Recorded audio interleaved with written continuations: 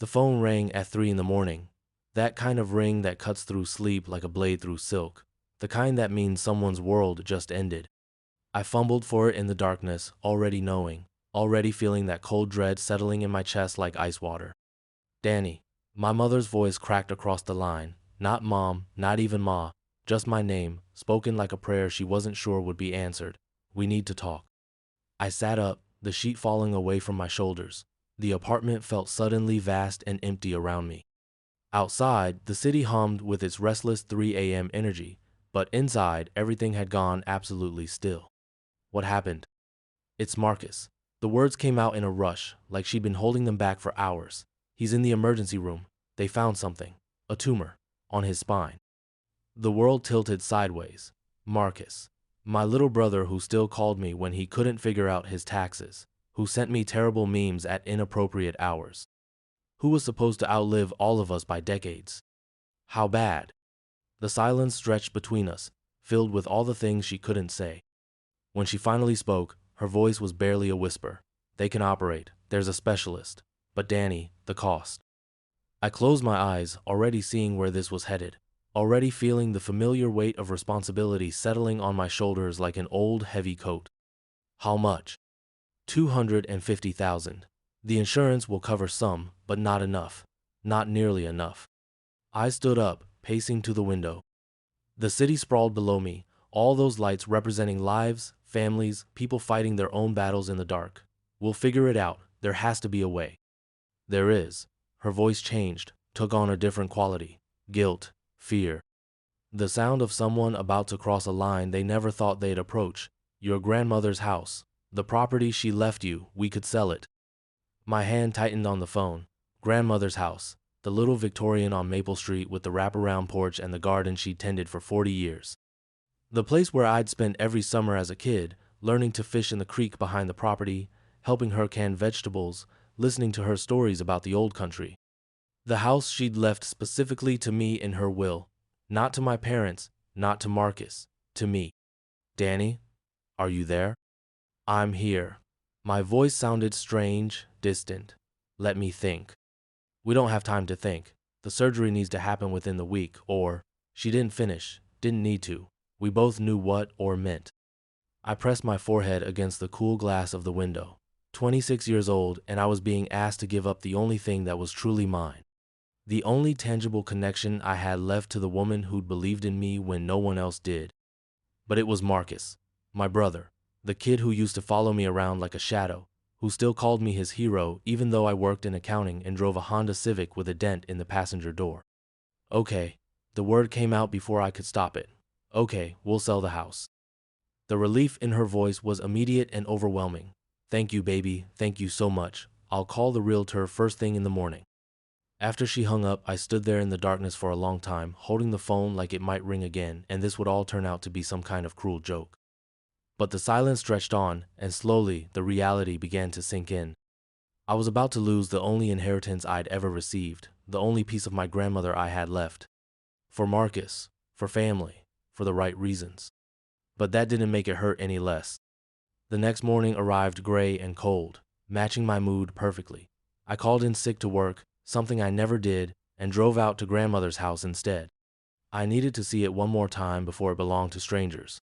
The key still worked, still turned in the lock with that familiar slight resistance. Inside, everything was exactly as we'd left it after the funeral 6 months ago. Her reading glasses still sat on the kitchen table next to a half-finished crossword puzzle. Her favorite coffee mug waited in the dish drainer. I walked through each room slowly, memorizing details I'd somehow never paid attention to before. The way the morning light fell through the lace curtains in the living room.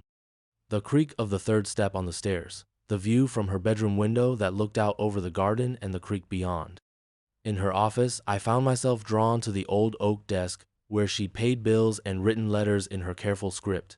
I'd been through the drawers before, looking for important documents after she passed. But today I noticed something different. A small key tucked underneath a stack of old greeting cards. It was tiny, brass, with numbers etched along one side, the kind of key that belonged to a safety deposit box.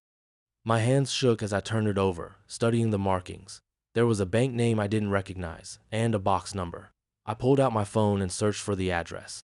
20 minutes away, in the next town over. The drive felt surreal, like I was moving through a dream. When I walked into the small regional bank, I half expected them to tell me I was mistaken, that the key didn't belong to anything there. But the young teller looked at the key, checked her computer, and nodded. Box 247. I'll need to see some ID, and we'll need to verify that you're authorized to access it. My grandmother had apparently listed me as the sole beneficiary on the safety deposit box. The paperwork was dated just 3 months before her death, when she was already getting sick but still sharp as ever. The box was larger than I'd expected and heavier. Inside, I found documents, financial statements, investment portfolios I'd never known existed, and a letter with my name on it, written in her distinctive handwriting. My dear Danny, if you're reading this, then I'm gone and you found what I hoped you would find. I've been watching you these past few years, seeing how hard you work, how responsible you've become. Your parents love you, but they've never understood that you're different from Marcus. You think ahead, you plan, you save. I've left you more than just the house, sweetheart. Much more. I learned long ago that money is a tool, nothing more. It can be used to build or to destroy, to help or to harm. I trust you to use what I'm giving you wisely. The investments in this box are worth approximately $700,000. This is your inheritance, Danny. Not just the house, all of it. But here's what I need you to understand. Your parents don't know about this money. I never told them because I wanted you to have the choice. The choice to help or not help based on your own heart and your own judgment. The house was always meant to be a test, to see what you would do when your family needed you, to see if you would sacrifice for the people you love, even when it cost you everything. I have a feeling I know what choice you'll make. You've always had the biggest heart of anyone in our family. Use the money well, my dear boy, and remember that the greatest inheritance I can give you isn't money at all. It's the knowledge that you're capable of putting others before yourself. All my love, Grandma Rose. I read the letter 3 times before the words finally sank in. $700,000, more money than I'd ever imagined having in my lifetime. And my parents had no idea it existed. The drive home was a blur of emotions I couldn't sort through. Shock, relief, guilt, and underneath it all, a growing sense of something that felt almost like vindication. My grandmother had known. Somehow, she'd known exactly what would happen. She'd set up this test, this choice between my own financial security and my family's needs. And she'd given me the resources to do both. But she'd also given me something else. The power to choose how this story would unfold. By the time I pulled into my apartment parking lot, I'd made my decision. I called my mother back that evening, after I'd had time to think, time to plan. Mom, about the house. Oh, Danny, I'm so glad you called. I spoke with a realtor today, and she thinks we can get it on the market by Friday. She's estimating around $200,000, maybe a little more if we're lucky. I took a deep breath. Actually, I've been thinking. Don't list it yet. Silence on the other end. Then, carefully, what do you mean? I mean I want to explore other options first. Maybe I can take out a loan against the property instead of selling it outright. Or maybe there are other resources we haven't considered. Her voice took on that patient tone she used when she thought I was being difficult. Honey, we've been through this. The banks won't loan us that kind of money. Your father's credit isn't good enough after the business failed, and mine isn't much better. This is our only option. Just give me a week, I said. 1 week to see what I can figure out. Danny, we don't have a week. The surgery can wait 7 days. I already talked to Marcus's doctor. She said as long as we schedule it within the next 2 weeks, the delay won't affect the outcome. Another pause. Longer this time. You talked to his doctor? When? This afternoon. I drove up to the hospital after work. It was a lie, but a small one. I'd called and spoken to someone in the neurology department, asked general questions about spinal tumor surgeries and timing. Close enough.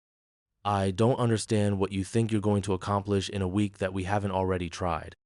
Maybe nothing, but Grandma's house has been in our family for 40 years. If there's any way to save it, don't I owe it to her memory to try? The guilt card. I felt bad playing it, but I needed time. Time to figure out how to handle this without revealing what I'd discovered. All right, she said finally. 1 week. But Danny, if you can't find another solution, we're selling the house.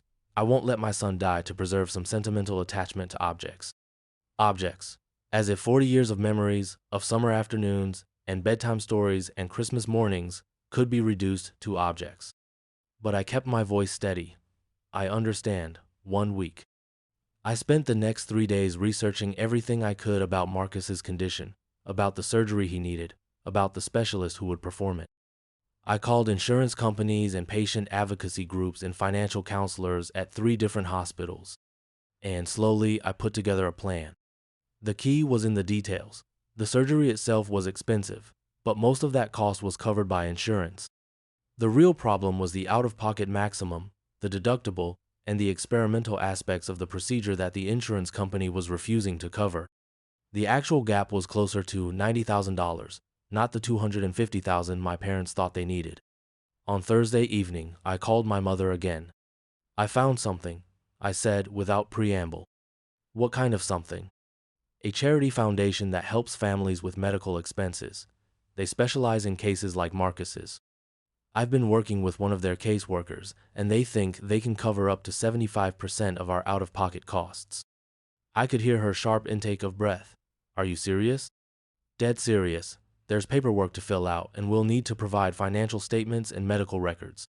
But if we qualify, and their initial assessment says we will, they could cover most of what we need. How much would we still owe? I did the math in my head, calculating carefully. Somewhere between 20 and 30,000. Still a lot of money, but manageable. I can cover that with a personal loan and some money I've saved. The silence stretched longer this time. When she spoke, her voice was thick with emotion. You would do that? Take on debt for us? He's my brother, Mom. Of course I would. It wasn't technically a lie. I was willing to take on debt for them. I just didn't mention that I wouldn't actually need to. That night, I lay awake staring at the ceiling, thinking about the conversation I'd just had. About the relief in my mother's voice when she thought we might not have to sell the house after all. And about the trust my grandmother had placed in me, the test she'd designed, the choice she'd given me. I could reveal the inheritance money, tell my parents about the $700,000 sitting in investment accounts with my name on them, pay for Marcus's surgery without any financial strain on anyone. But that would rob them of something important, the knowledge that we'd faced this crisis as a family, that we'd found a way to take care of each other without relying on windfalls or easy solutions. My grandmother had been right about me. I was different from Marcus. I thought ahead, I planned, I saved. And sometimes I realized the most valuable thing you could save was someone else's dignity. The foundation paperwork was real, by the way. I'd found a legitimate organization that helped families with medical expenses, and they were genuinely interested in Marcus's case. But their approval process would take weeks, maybe months. I couldn't wait that long. Instead, I quietly paid the medical bills myself. $22,000 from one of the investment accounts, transferred to the hospital's billing department as an anonymous donation specifically designated for Marcus's care. When the hospital called my parents to let them know that a charitable foundation had approved their application and covered the remaining costs, my mother cried for 20 minutes straight. The surgery happened on a Tuesday. I sat in the waiting room with my parents for 8 hours, drinking terrible coffee and pretending to read magazines while my mind raced through everything that could go wrong. When the surgeon finally came out, still in her scrubs, she was smiling. The tumor was smaller than we initially thought, she said, and more contained. We were able to remove it completely with minimal damage to the surrounding tissue. Your son should make a full recovery. My father, who hadn't cried since his own father's funeral 15 years ago, broke down completely. My mother held on to both of us like we might disappear if she let go. And I felt something I hadn't expected. Not relief, though that was there too. Not satisfaction at having solved the problem. I felt proud. Proud of my family for coming together in a crisis. Proud of my parents for being willing to sacrifice for their son, even when it meant selling something precious. Proud of myself for finding a way to save both my brother and my inheritance. But mostly, I felt grateful to my grandmother for knowing me well enough to predict exactly how this would unfold, for giving me not just money, but the opportunity to discover what kind of person I really was when everything was on the line. Marcus recovered faster than anyone expected. Within 2 weeks, he was walking without assistance. Within a month, he was back at work, back to sending me terrible memes and calling me for tax advice. And through it all, my parents never knew about the money. never knew that their son had the resources to solve all their problems with a single check.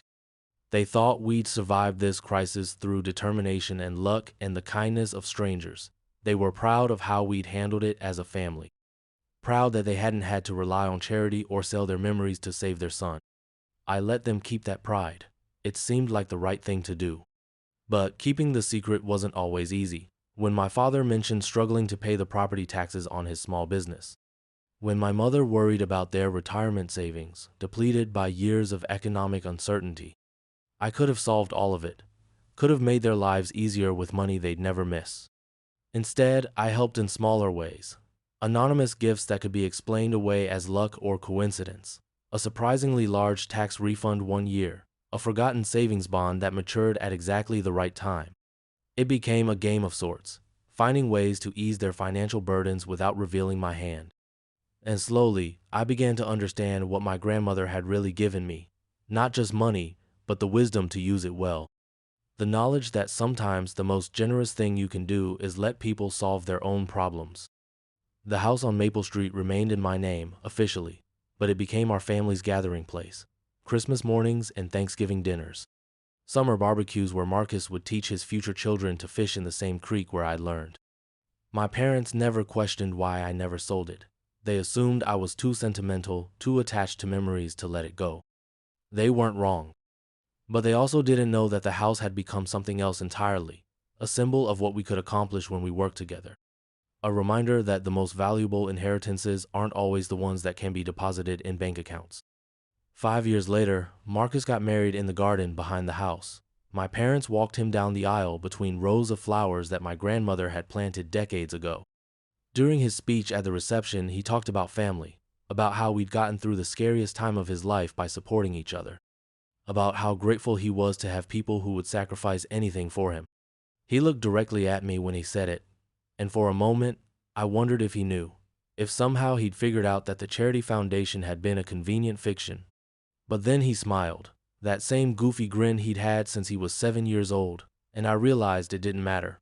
The truth wasn't in the details of how the money had been raised or where it had come from. The truth was in the choice we'd all made to put family first, to take care of each other, whatever the cost. My grandmother had been right about the test, and somehow we'd all passed. The investments she'd left me continued to grow over the years. Compounded interest and smart management had turned $700,000 into over $1 million. Money I barely touched, except for those small anonymous gifts to my family.